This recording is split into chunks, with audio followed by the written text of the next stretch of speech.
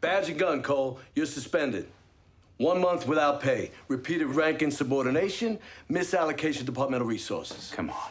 Leroy, come on, that's over the top. I told you both. Cut the shit. It's done.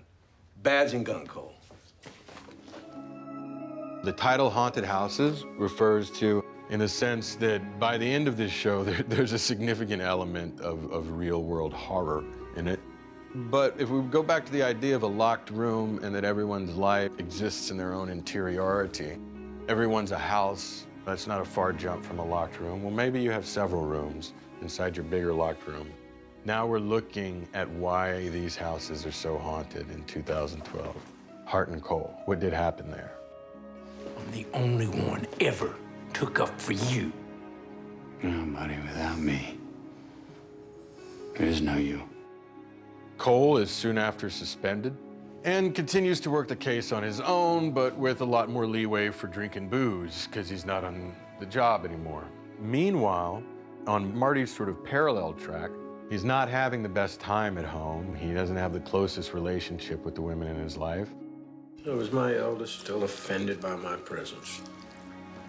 That's a haunted house. If we look at these people as houses full of rooms, and the overall narrative itself as a house full of rooms, I think we see that Hart is showing the extremity of his haunt.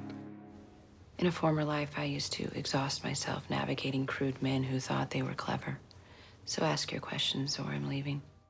That kind of no-nonsense defines Maggie, I think, in a consistent way throughout the story. I think she's definitely the most emotionally intelligent character in terms of knowing herself and knowing where her husband's at and knowing and being able to decide priorities and what's important.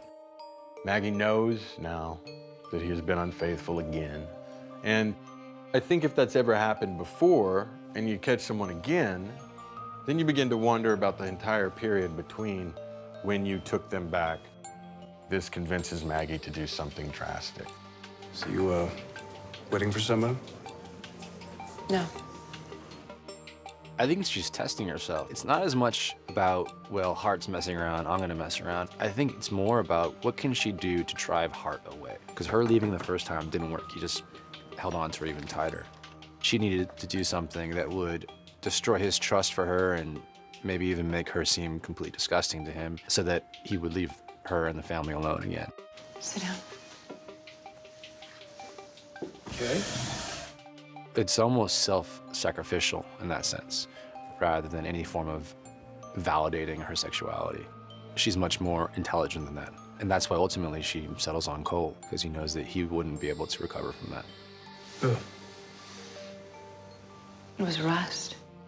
I indict Hart for getting her so broken that she violated certain tenets of her own humanism. It's one of those things that just happens in life. You have your trajectories, and sometimes you grow with people, and then something drives you apart. Neither person's willing to repair that distance. It's coming from my files, Marty.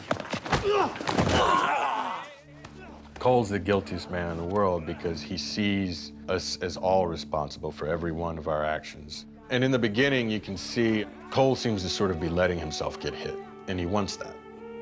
He wants penance. We choreographed the whole thing, we broke it into like sections, but the day we were actually shooting it, Matthew planned a kind of surprise for Hart when he was showing up on set. He had the sound guys with a speaker set up with the Rocky theme. So when Hart showed up, they started playing the music really loud. And instead of like fake fighting then, they danced with each other in a sort of tango. It was probably just to express to each other just before they beat the shit out of each other, how much they love each other.